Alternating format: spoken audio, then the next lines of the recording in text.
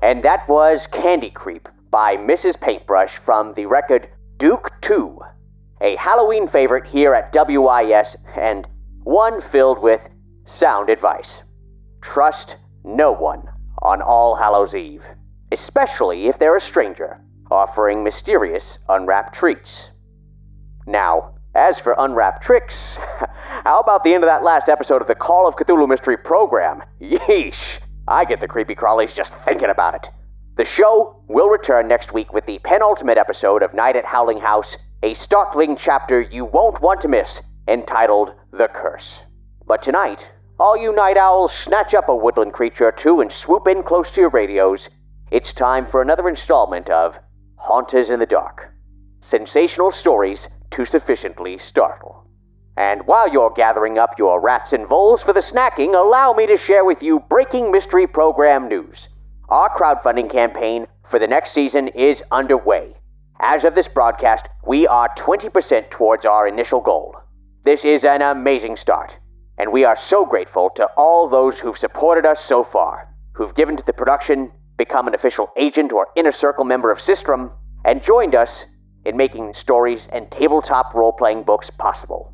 We've still got a long ways to go, and even farther if we want to reach our stretch goals.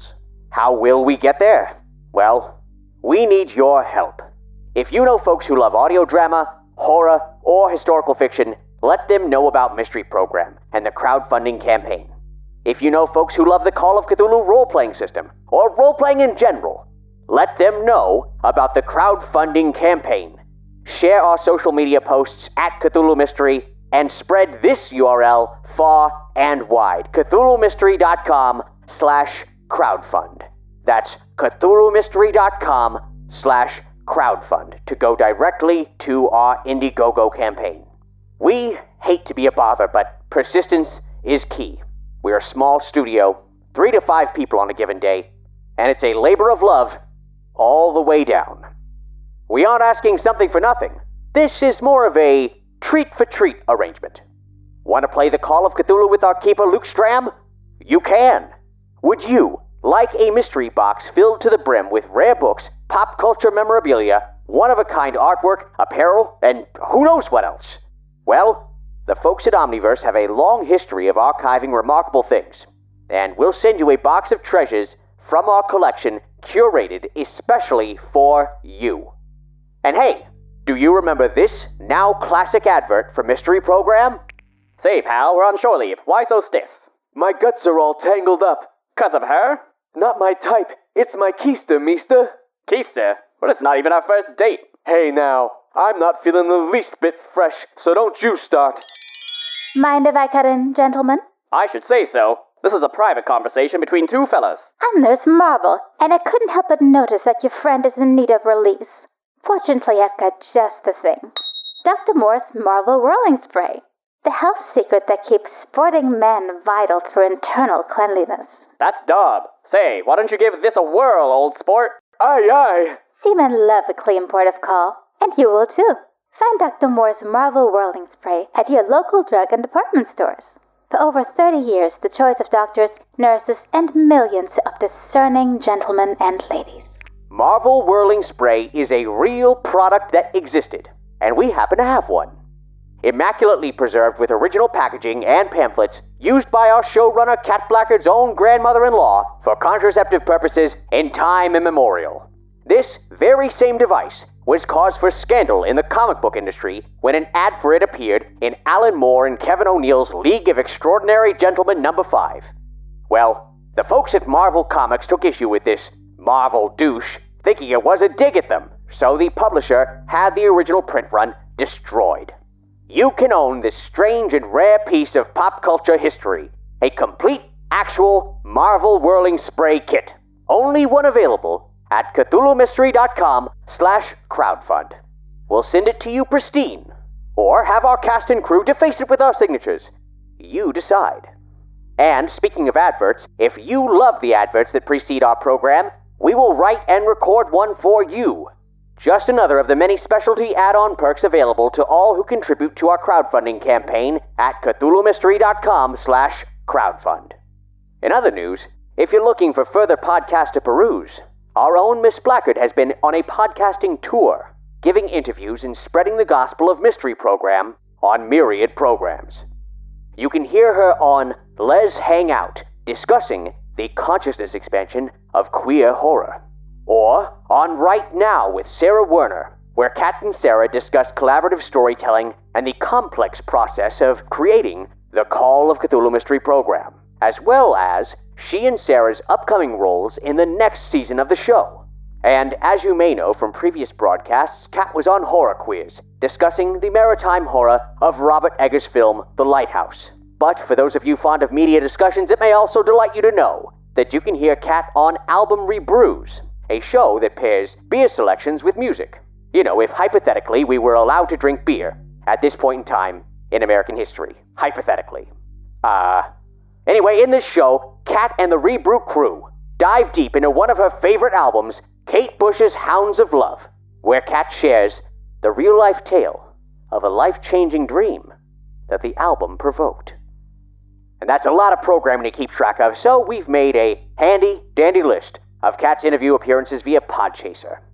Just go to CthulhuMystery.com/CatInterview or check this episode's description for links to where you can listen.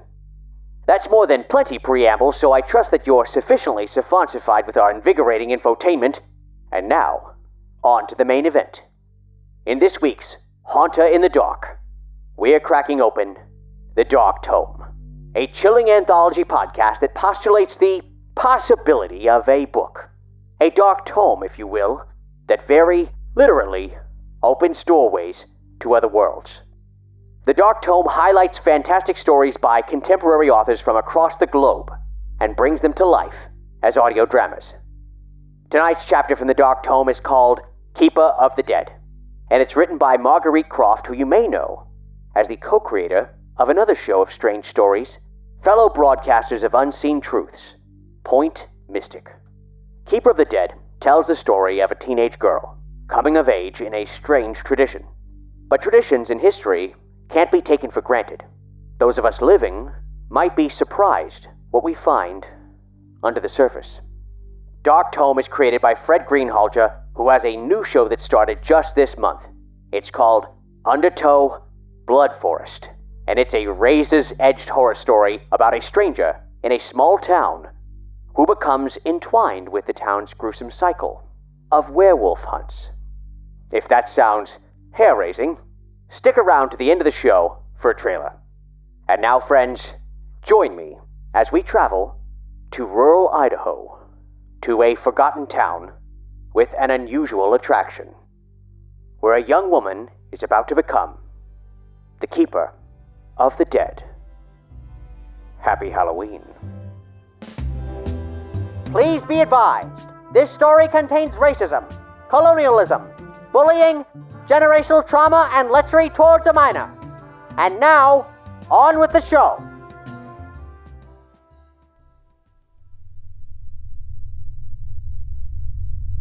Keeper of the Dead by Marguerite Croft. My first clue should have been that Mom's eyes had changed.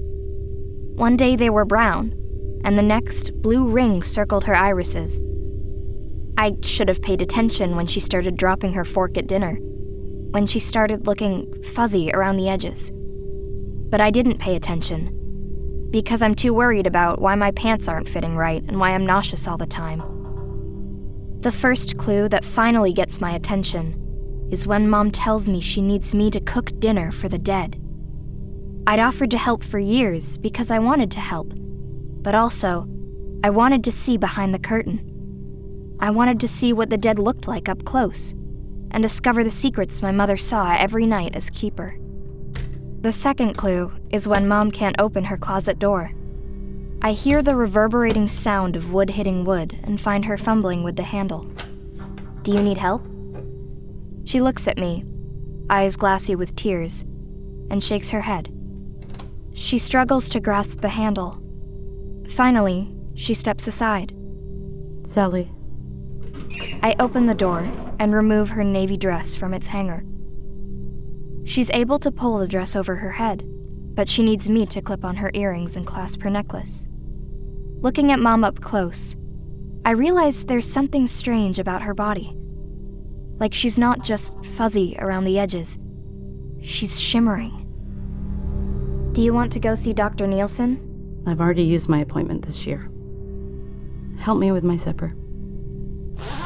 I zip up her dress, and then we struggle to shimmy her pantyhose up her legs. I suggest skipping them. No one even wears pantyhose anymore. But she reminds me that the dead insist on pantyhose. And that goes for me. My stomach sinks.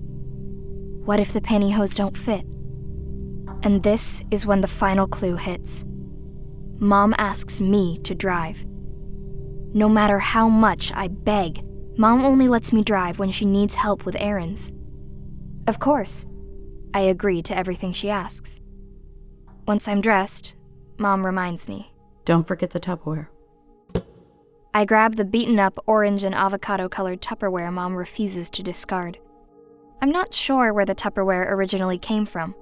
Probably cast-offs the thrift store donated to us. But I do know my family's used this Tupperware for the dead's leftovers for decades. I put the Tupperware in the trunk of Mom's rusty white Chevy Classic, a gift from the town council years ago. The Tupperware is joined by a tie-dyed canvas bag with a hippified Joshua Bingham, the town's founder, silk-screened on the side. "Discover Bingham, Idaho, with the dead," is written in neon green script over Mr. Bingham's head. The bag was from the 90s, when the town thought taking advantage of Jerry Garcia's passing was a surefire way to boost tourism. Unfortunately, the marketing ploy didn't work, so Mom and I have a lot of psychedelic paraphernalia around the house. The sun is lower in the sky than it should be, so I check on my mother. I find her standing behind our front door because she can't use the doorknob. She won't look at me, just walks to the car. I lock up and meet her at the passenger side door, which I open like I'm a limo driver. She eases into her seat, and I slide the seatbelt across her body. I'm tempted to ask if she's looked in the mirror, like, really looked. But she says, "We're late." So I get into the driver's seat and start the car. We drive down the dirt road that runs from our house to where Joshua Bingham used to live. Great-great-great-great-Grandma Anna worked here as the founder's housekeeper until she died. So then the Binghams gave great-great-great-Grandma Esther the job. The house is weathered silver gray and is surrounded by brambles. The wraparound porch slumps, and the roof looks like it'll cave in any day. Mom told me the house used to be grand, gleaming white with flowing lace curtains and pink climbing roses. But the town let the house go after Mr. Bingham died in the train accident. Mom says it's not our business what the town does with its property. All that matters is how we care for our house. Our family has lived in the little gray clapboard house that used to be the servants' quarters for over 100 years, which Mom says is something to be proud of. I turn onto the gravel road and follow it to the paved road that leads into town. I'm also going to need your help serving. Of course. You know I've always wanted to help. You weren't ready. I still don't think you're ready. I have to learn sometime. Didn't you help Grandma when you were younger than me? That was different. It was my time. I don't understand. You're worrying too much. Focus on tonight. Do you remember the rules? Of course, Mom. I memorized them in preschool. But you've never had to follow them. Never look the dead in the eyes. Don't speak unless spoken to. Always end sentences with sir or ma'am. Always stand by the door or in a corner out of the way. Keep my hands folded in front of me. I glance at my mother, waiting for her to respond. Maybe say the sorts of things I hear other moms say to their daughters. Like, great job, or you're so smart. Maybe even, I'm proud of you. But she only stares out her window.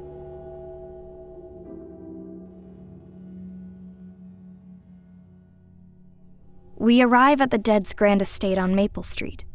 Mom tells me to park on the side of the building. Once parked, Mom waits by the estate's side door while I grab the Tupperware and canvas bag. The key's in my pocket. I find the brass key and open the door. The scent of fresh lemons greets us. I inhale deeply.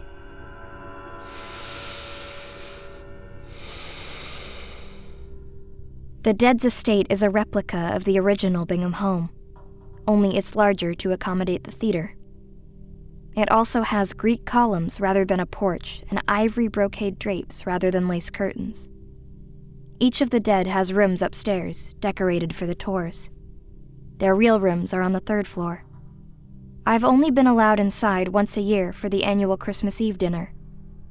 I want to explore, to study the cherry paneling and wallpaper covered with metallic exotic animals, to touch the plush eggplant-colored couch I spy in the formal entryway. But Mom herds me towards the kitchen. Under Mom's direction, I prepare herbed roast chicken and roasted root vegetables, which Mom tells me is one of Grandma Anna's recipes. All the recipes are what Grandma Anna prepared when she was the Bingham's housekeeper, and they're the same ceremonial recipes each of the keepers has prepared since. While dinner's cooking, Mom instructs me on setting the table and serving the Dead. She makes me repeat her directions, and I do my best to memorize everything. I should have started preparing you sooner. I just didn't expect this would all happen so soon. I'm here now, Mom. It's going to be fine. Set the table. Hurry, we're running behind. As I'm setting the dining room table, I can't help but stroke the underside of a bone china plate, hold a spoon in my hand to feel its weight, run my finger along the lip of a crystal goblet. The linen napkins are thick and soft, and the lace tablecloth handmade. I look down at the red velveteen movie theater seats where the guests sit, and I remember how I used to stand in the back on Christmas Eve. I'd imagine I was with my mother up front, in the Dead's dining room, with the oak table, chairs, and buffet engraved with acorns and oak leaves. I light tall ivory candles in their crystal holders, and their light warms the room. I've seen all of this so many times, but it was nothing like seeing it up close. I'm pouring the precise amount of water into each goblet when Mom calls. Zelly, the oven timer. I take a final sniff of the peonies in the center of the table before I go. Back in the kitchen, I check the chicken. I think it's done. The skin's too dark. Mrs. Swenson and Mr. Frank hate dark skin. I hear Jeff, who sells tickets. Welcome, welcome. The guests are here. Their chatter wafts into the kitchen. While they're seating themselves in the theater seats, I arrange the chicken and vegetables on the serving platter. I'm adjusting my 2 small pantyhose when Madeline, the hostess, welcomes the guests and explains the ground rules. No photos, no talking, no getting out of your seats until dinner is done. Please applaud liberally. The applause sign is up front. I pick up the platter and follow my mother to the dining room and wait just outside of the guests' view. I don't want to miss anything, but I focus on the heavy platter to avoid dropping it. Madeline reminds the guests about the discount if they return tomorrow for the full tour. And don't forget the gift shop will also be open. Then Mom steps forward. I am Beth, keeper of the Dead. My family has cared for Bingham's esteemed dead for over a century. I am the 4th in a line of esteemed, mystical women who know the Dead's secrets. Tonight, you have the rare chance to witness me, the keeper, and the sacred opportunity to witness our dead. She extends her arms as if welcoming the guests inside the dining room. Dinner is served. My chest swells. I can't help but smile. The lights dim, and then we're surrounded by darkness. The audience gasps. The lights come up and reveal the Dead seated at the table. Mayor Swenson sits at the head, Mrs. Swenson at the end. Mr. Bingham and Mr. Frank sit on the side facing the audience, and Mrs. Krause's and Ms. Price's backs are to the audience. The applause sign blinks and the guests clap. I follow my mother into the dining room. It's surreal, like encountering a movie you've seen a dozen times in real life. The Dead are dressed formally. The men in suits and ties, and the women wear modest jewel-toned formal dresses. The room smells like it's been liberally sprayed with Lysol. But underneath that, there's a sweet, cloying scent. I want to cover my nose, but I can't with the serving platter. I try not to think about the smell and focus on taking everything in. I don't want to miss a detail. I finally made it. I'm here, above the footlights, seeing behind the curtain. Good evening, esteemed dead. We've prepared herbe de Provence chicken, roasted root vegetables, and green beans for dinner. May we serve you? The dead stare at me. I can feel their attention drill into me, deep into my core. I take a step back. Mrs. Swenson raises one perfectly penciled eyebrow. You may. There's something odd about the way the dead move, as if they're not quite real. Their movements are too fluid, their faces too expressive. They're too flawless, like they were made instead of born. As I approach the table, the cloying sweet scent intensifies. I swallow hard and breathe through my mouth. I begin by serving Mrs. Swenson. As I'm placing portions of chicken and vegetables on her plate, I look down and realize her lush auburn hair is a wig. Mayor Swenson says, Keeper, I understand you have this evening's news for us. Yes, sir. Mom steps further into the dining room. She positions herself a couple of feet to Mayor Swenson's right. I hope you'll forgive me. I know how modest you all are, but it's only right you know about the new school curriculum. They're adding a section on each of you to the state history classes. The audience applauds. I feel a draft against my cheek. I glance up, expecting an air vent. But there's nothing but stage lights, a chandelier, and the eggshell ceiling. I walk to the head of the table to serve Mayor Swenson. He's resting his forearms on the table, the sleeves of his suit coat right up, exposing gold cufflinks. His hands look so soft, almost like wax, his nails perfectly manicured. Oh, goodness! Why would they ever teach about me in a history class? Mrs. Croft says. I try not to stare at her giant diamond stud earrings as I attempt to place vegetables on her china plate. I feel another draft and wish I'd worn a warmer dress, but I'm suddenly grateful for the nylons. I don't know that my many published novels are all that important. However, since they insist, how long will the children study me and my work? Ms. Price asks. They will study each of you for a week. More cold air, almost like a breeze. It's too much. I'm sure the children have more important things to study. Mr. Bingham says. The crowd claps louder. The breeze feels like it's circling the table. So important. In this town is a vital hub for agriculture and trade. I've never heard her speak with such enthusiasm before. I also didn't know we were a hub for anything. I serve Mr. Bingham. He's balding, and I realize his scalp is different from the rest of his skin. It's white, almost translucent. I look closer. Most of his skin is covered with carefully applied makeup. I scan the table. It's the same for all of them. Someone says something about Mr. Bingham's man-made lake. Something about flattery. Applause thunders through the room, and the breeze swirls faster. I serve Mr. Frank, and I'm overwhelmed with that awful smell, mixed with black licorice. I gag and quickly turn away, hoping no one noticed. I stumble to the buffet and put the platter down. A woman's voice says something about setting a precedent, and the crowd cheers. It's like a cold current of air moves through me. I hold on to the buffet. More applause, and I feel like something's pulling me towards the table. Mom talks about paintings, an auction. I want to call for my mother, but she's saying, "And you, Mr. Frank, an article recently listed your 1969 Pocatello performance in Carousel as the gold standard for all performances. Her voice is hushed, like she's astounded by his triumph. But it's not that. Her voice is frail.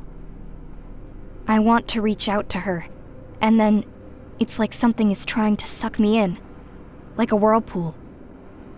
I breathe deeply and try to steady myself. I finished serving dinner, so I cautiously pick up the platter and return it to the kitchen. I duck into the bathroom and wait by the toilet, just in case. The room tilts. I lie down on the cool tile floor and close my eyes.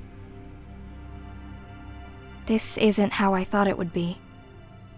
This isn't even what it was supposed to be like.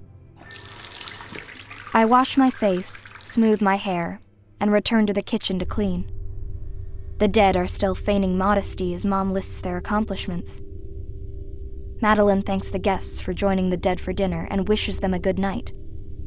On their way out, a child yells, "That was so boring."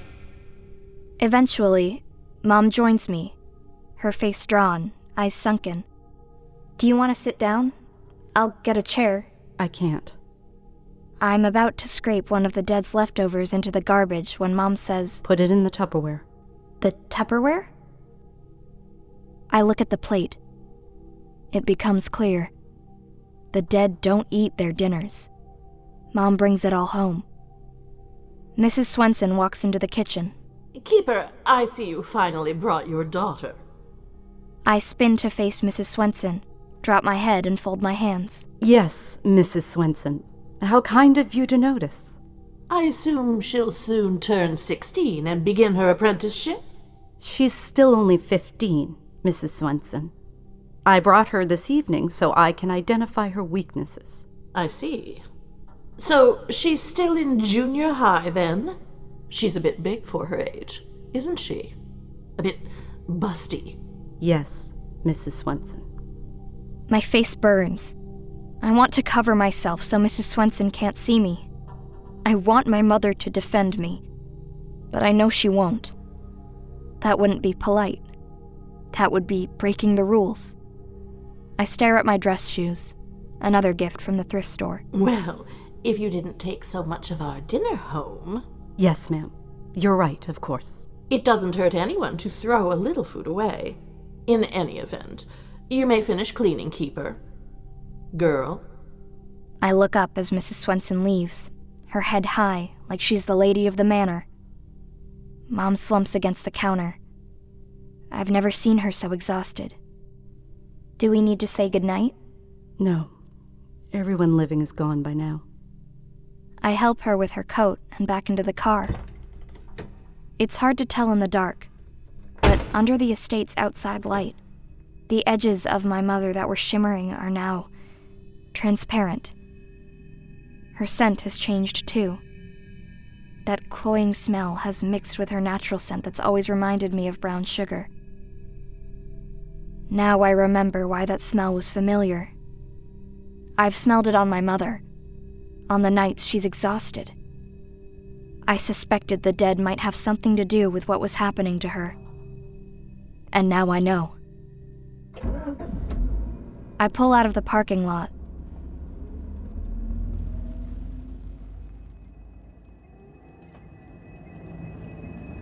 I'm not 15. I'm 17. "Yes." What was that about an apprenticeship? Technically, it should have started 2 years ago. It's time for you to learn how to be the keeper. But you're the keeper. I can't be keeper forever. At some point, I'm going to disappear, Zelly. I'm afraid it's going to happen sooner than I expected. Disappear? You mean die? I mean disappear. That's what happens. We eventually fade and disappear. It's the sacrifice for being keeper. That's horrible. You shouldn't be surprised. I told you about this when you were little. You told me we twinkle away because we're special. I thought it was make-believe. This is awful. It's not right. You watch yourself, Zelly. And it's happening sooner? Like, it's happening now? Maybe because there are more of them now? It used to be only Mr. Bingham. And then the Swensons, when your great-great-grandma Pearl was keeper. Mr. Frank joined at the end of Grandma Elise's service. Ms. Price maybe 7 years ago. Mrs. Krause about 2. Why does the town keep adding more dead? You know the town is constantly struggling. When someone remotely notable passes, we get a new dead to boost the economy. I don't know what to do, Zelly. It was dishonest and ridiculous for me to wait for your apprenticeship. Keeper's such an important service. It's an honor. I still can't believe our family gets to be the keepers. We're valued in a way we don't have any right to be. But I've been afraid for you to start. I pass by the gravel road that leads towards home. I don't turn toward home, but keep asking Mom questions. Afraid for me to be keeper? I knew I'd eventually train you. I believed I could hold off for a little. Maybe I'd live a little longer than usual, and you'd have a chance for a more normal life. Maybe meet someone special. Someone who didn't grow up here and didn't know our history. Which is? That at some point we disappear? No, where Grandma Anna came from. You thought they'd forget about the lava tubes? They haven't forgotten, Mom. I still hear magma monster and tunnel crawler at school. I'm sorry. I went through this too. But you can't blame them. Your Grandma Anna crawled out of the tunnels dirty and barefoot, not wearing appropriate clothes. She spoke that weird language. She sang and danced all the time, even in church. Didn't keep to her own personal space. It's like she was raised by wild animals. And she came from the lava tubes, and that's its own thing. The Binghams saved her, dressed her, taught her proper manners. It's a reflection of who this town is, that they accept us at all. I want to push back. Question why my mother buys into the town's bigotry. Why she justifies and excuses them. But this isn't the time for fighting. But I don't believe it has to be this way, or that it will always be this way. I always believed you'd be different, Sally. I believed you could be the one who would show the town we're not like that place where Grandma Anna came from. We're civilized, and we're not dangerous like the tunnels. They believe because we came from there and because of all the accidents that happened there that we're dangerous too. We're different, but we're just like everybody else too. Only we're special because we're the keepers. I don't know what to say. I never know what to say when Mom says these things.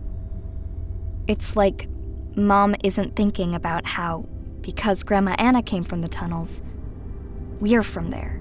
I know all of this is uncomfortable for you. I know you were hurt because of how you were treated. But you have potential in a way none of us have had. You have the potential for a good life. I want you to have that. I want you to have the best life. My love for my mother rises in my chest. She's tried looking out for me. She's wanted good things for me. Sally, what are you doing? Our turn was miles back. We're just going for a drive. I can't afford the gas. You know the gas allowance only comes once a month. I do know. The gas allowance, food allowance, utility allowance, donated clothes and other household items, a tiny living stipend, a shack in the shadow of a dilapidated house. Turn around, Zelly. The desert is so close. I step on the gas. It's okay, Mom. I'm going to take care of this. We're both going to have that good life. We're approaching the threshold between the town and the desert. There's a weird movement in my peripheral vision, but I focus on the road. Please. You know we can't leave. I glance at my mother. She's flickering, like a light bulb about to short. They're going to know. They'll feel it. Just hold on. Oh. We cross into the desert. I gasp, a sharp release of breath I hadn't noticed I'd been holding. Oh. I pull over to the shoulder. She's hunched over. It hurts. It hurts to be this far from them. Her shoulders shake with sobs. Take me back. I make a U-turn in the middle of the road. We don't talk. A few miles further toward town, Mom stops flickering, and her breathing quiets. Soon, she's asleep. I think about what Mom's just told me, what the dinner was like. The smell in the dining room, the air currents, the cold that moved through me, the feeling of something trying to suck me in. My mother fed the dead, but not the meals she prepared. The dead fed on my mother.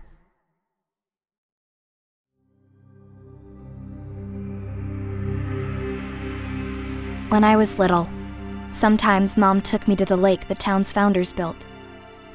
She'd pack a treat of peanut butter and grape jelly sandwiches and lemonade mixed from a packet. We'd spread a blanket on the grass, eat, and watch dragonflies dance above the water. I asked my mother, "Where did we come from?" And my mother, she'd say, "Your Grandma Anna came from the lava tubes, from deep inside the earth. She lived with savage people, not quite animals, and not quite humans like us." Were we always keepers for the dead? No. After Grandma Anna emerged from the tubes, some of the townsfolk found her wandering and rescued her. The Binghams kindly let her work as their housekeeper, and she lived in our little gray cottage. When she died, her daughter, Grandma Elise, became their housekeeper. That's part of what makes us special, so we can be the keepers. Our family has been here so long, we've known all the dead in life. Where are our grandmas now? Are they buried in the cemetery by the river? No. We twinkle away somewhere special when it's time. We are the keepers, and are different from everyone else. The rules are different for us. Then my mother would tell me I could go play if I didn't leave the path that wound around the lake. I'd run barefoot along the path to the place where I could hear laughter and singing. I'd follow the voices to the edge of the path and the grass where the lava fields began, where Mom had said the lava tubes were, where Grandma Anna had come from. I'd search for the voices, but never found the source. But then, one day, when I was 10, I followed the singing and laughing voices to the edge of the path, across the grass, to the fence Joshua Bingham built to separate the town from the lava fields. I knew I wasn't supposed to go over the fence, but I hungered to know who was singing and laughing with a happiness I'd never heard before. Over the fence, and across a final patch of grass and clover, and then I stood at the edge of the lava fields. Hardened black stretches of rippled rock, like frozen black waves. Here and there were boulders, and deep pits filled with dark rocks, and deeper pits that seemed to have no end. And there, not so far away, young girls and women in filmy dresses danced on the waves of black rock, their hair flowing down their backs. They sang the songs I'd heard on the breeze, the songs that made me feel warm inside. They saw me and ran over, joined me on the grass and gave me sweet things to eat. The girls brought me into their circle and taught me their dance. I took off my shoes and socks so I was barefoot, like them, and I laughed as we twirled and twirled around. It was like there was only this, me, surrounded by joy and freedom and love. We were dancing, and I was trying to learn the words to their song when I heard my mother shouting, "Zelly!" The women gathered the girls, ran across the lava bed, and then descended down into the earth, into the tubes, not looking back. My mother ran over to me. "What are you doing here?" I was dancing with my friends. My mother looked around, then stared out at the lava fields. "There's no one here." She grabbed my arm and pulled me back to the car, saying, "I told you not to leave the path. Promise me you'll never go to the lava fields again. Do you hear me? Nothing good happens out there." I promised, but it didn't matter. We never went back to the lake.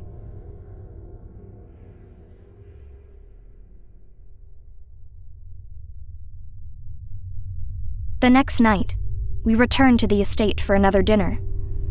The chill, the smell, the sensation working into me. It's more terrible than the last time. Outside, I'm putting the Tupperware filled with leftovers back in the trunk when my nose is assaulted with black licorice, and that stench. I slam the trunk lid and cover my mouth and nose with my dress sleeve. Good evening. It's Mr. Frank. I drop my arm from my face and turn to face him. Eyes down, hands folded. Good evening, sir. I didn't expect you to be outside. It's my practice time. I prefer singing outdoors at night. He walks closer. I hear you're in junior high. I step back. Yes, sir. A little young then, aren't you? Sir? I'm sure you haven't missed your going through a change. Sir, I don't understand. No need to be defensive. I can't help but notice how you're softening around the edges, filling out. You have that look in your eye. I'm sorry, sir? After I graced the musical stage, I taught and directed many young women. He steps closer. Trust me, I'm more accurate than any dead rabbit. I pull back and bump into the classic. I clench my fingers into fists behind my back. Thank you, sir, but that's impossible. Don't you know? It's how it works for your kind.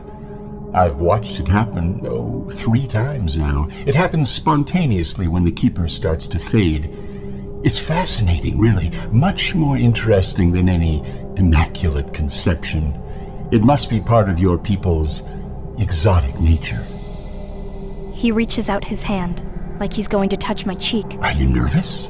Is that why you tried to leave town? Because you're nervous? We didn't try to leave, sir. I got turned around in the dark. I taught for a long time. I can smell a liar. As furious as I am, I'm overcome with the need to apologize, the need to beg him for his forgiveness, to swear I'll never do it again.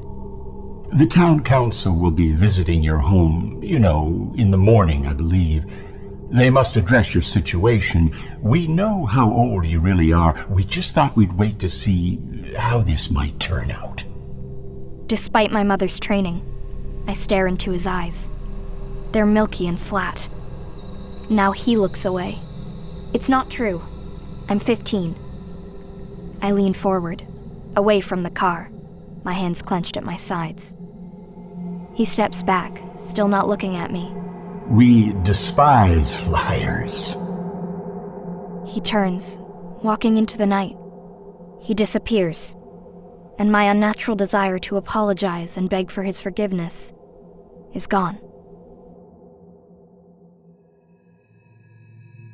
I tuck my mother into bed, then rush to the bathroom where I strip off my dress and throw it away. I heave and lurch for the toilet, flush, rinse out my mouth. I can still smell the dead in my hair. I step into the shower, run the water as hot as possible. I try to scrub them off of me, and then stand under the shower head so the water can carry every last bit of them down the drain. I dress in jeans and a sweatshirt that smell like the lavender sachets Mom tucks in my drawers. I put on thick socks and tennis shoes to wander the fields. I used to believe being keeper was the most essential job in the world. I was told everyone wanted to be keeper, but only we were special enough for the job. I believed our town was special because we had dead who were also alive. Now I understand. We're a small town in the middle of the never-ending Great Basin Desert with few resources and no opportunities. A tourist trap for people going somewhere real. Like Salt Lake, Las Vegas, Portland, Boise even. We sell overpriced tickets to tourists who believe gawking at walking, talking dead people is a good use of their time. They eat in our cafes, shop in our stores, buy stupid mugs with the dead's faces, books about the dead's history. I walk outside, into the fields full of sagebrush and scrub. I kick at the clay, my shoes spraying clumps into the sagebrush. Now I understand why teachers make me sit in the back of the classroom and ignore me. Why no matter how hard I study to make Mom proud, she doesn't care about my grades. I'd believed my mother when she'd said I had to go to school because the keeper's daughter has to be well educated. But it's just another lie. She lied to me, like she lied to the dead. And maybe even to herself. My mother is disappearing. I will be stuck here, alone, where my only purpose will be to feed the egos of a bunch of corpses until I disappear too. And it will continue, as long as we provide new keepers for the dead. How did Mr. Frank know? How did he know what I can't even say to myself? I go back inside to wake my mother. I turn on her light. She's translucent. I thought I could still save her, but now? Mom, let's get you dressed. Zelly. She turns her face away from the light. I'm going to help you. You can't. There's not anything you can do. She looks at me, squinting, and props herself up on her elbow. Please, let me try. What are you up to? Mr. Frank told me the town council is coming in the morning. They know I tried to leave with you. They know you lied about my age. There's nothing you can do, Zelly. We've got to accept their consequences. Mama, it's not only about you and me anymore. I stop. I don't have to tell her, but I can't keep it from her. I sit on the edge of her bed. Please don't be disappointed. I honestly don't know how it happened. What, Zelly? I'm going to have a baby. Are you sure? Now she's sitting up, her eyes wide. I borrowed some tests from the Walmart. She stares at me. Her eyes have changed. Now they're like opaque glass. Borrowed. I'm not even going to ask. Of course you're pregnant. I should have known when I started fading, but you didn't say anything. This is it then. It's happening. I begin to fade, you get pregnant, become keeper, have a daughter. Then the cycle begins again. Tears fall from her eyes. Who's going to teach you to be keeper? How will you know what to teach your daughter? I've barely begun. I'm going to get you out of here. Us out of here. I told you, we can't. We're bound. I tried to stretch it, but it was impossible. You need to accept what comes. It's not impossible. I refuse to believe that. Please just try. Come with me. No. She shifts her weight away from me. And if you try to make me, I will call them. Oh, Mama. I reach for her hand, but I can't feel it. It's simply not there. Mama? We will not dishonor our legacy or the dead. We'll meet with the council when they come. You become keeper and raise that little girl. You honor our legacy. Make me proud, Zelly. Promise? I'll do my best.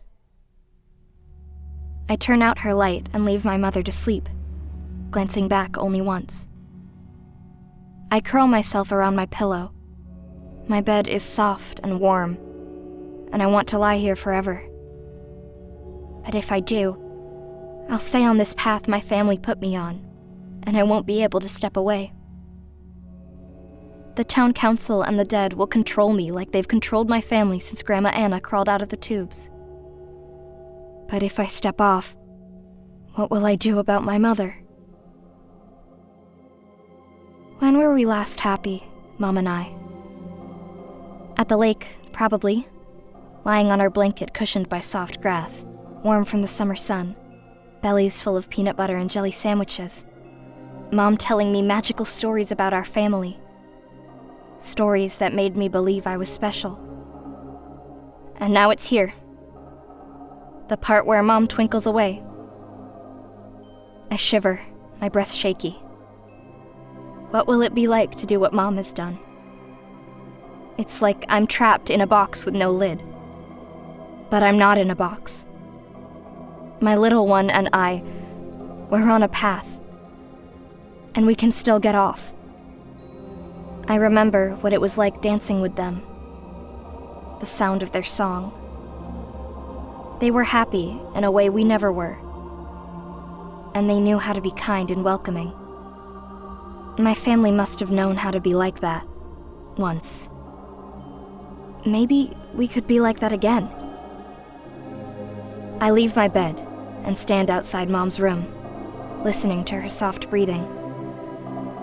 I shrug on extra clothes and a coat, Tupperware from the fridge, and lavender from Mom's garden, so my daughter and I don't arrive empty-handed.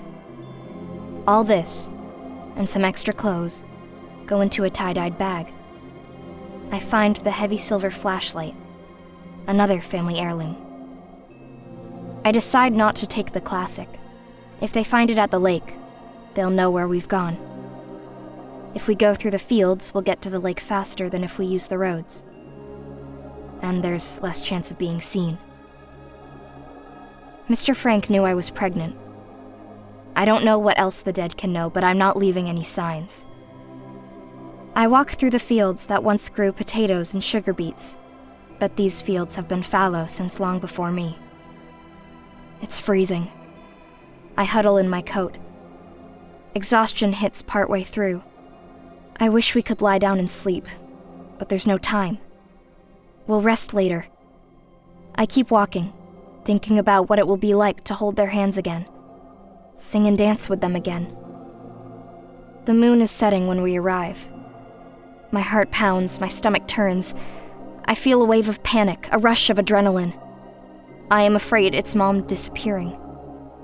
For her sake, I hope it's Mom disappearing. We climb over the wooden post fence that's been here for generations and land on the soft grass. I want to tell my mother I love her, that I'm sorry I never did what she wanted, but looking back never did anyone any good. We walk east, toward the lava fields, toward the tunnels. I click the flashlight switch to find where the grass ends.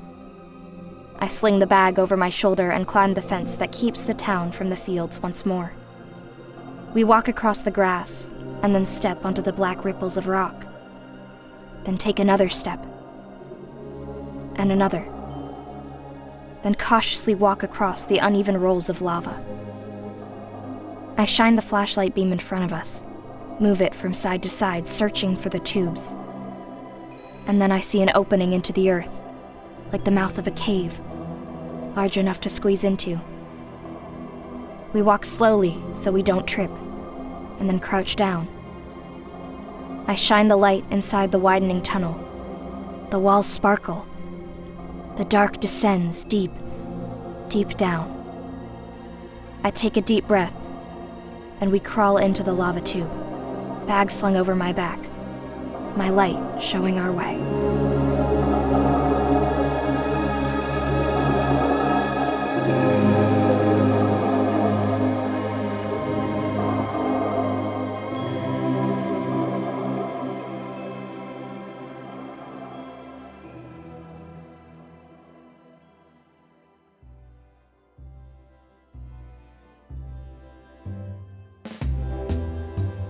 Keeper of the Dead was created and written by Marguerite Croft. Performed by Maya Kolosky, with Shannon Campbell, Christine Marshall, Chris Price, Joe Vera, and Casey Turner. It's produced by Casey Turner with Carolyn Daigle. Directed by Casey Turner. Executive produced by Fred Greenhalgh. And engineered, edited, and sound designed by Carolyn Daigle. Recorded at Mind's Eye Productions. Keeper of the Dead is a Dargaz Media production. Find Dark Tome on your favorite podcast player. And now, as promised, a trailer for Fred Greenhalgh's latest horror audio drama, Undertow, Blood Forest.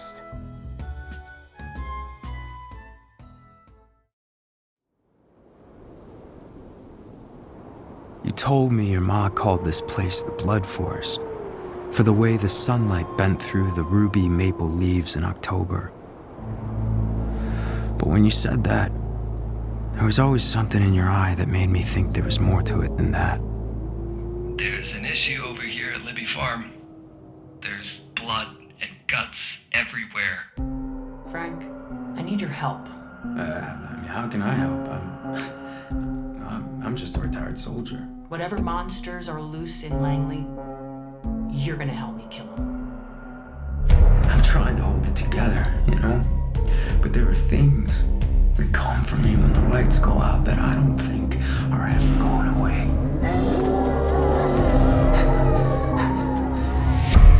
I'm far from the battlefield, but still at war with something. Not the enemy out there, but the one in here. It's starting again. The hunt. The hunt.